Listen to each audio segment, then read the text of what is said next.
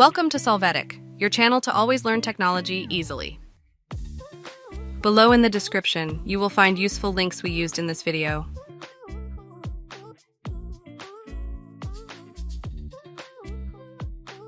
Today in Solvetic, we will see how to unlink Steamia account. We are going to go to the address that we left you in the description of the video. There, click on your profile and then click on Account Settings. There, open the section Connections.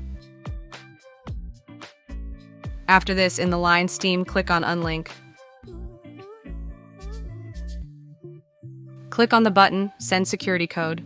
When you receive it, enter this code in the field. Click on Submit.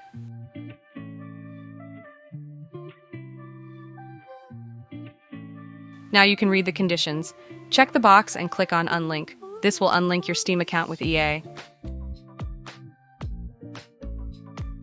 Hey, remember to subscribe Solvetic channel.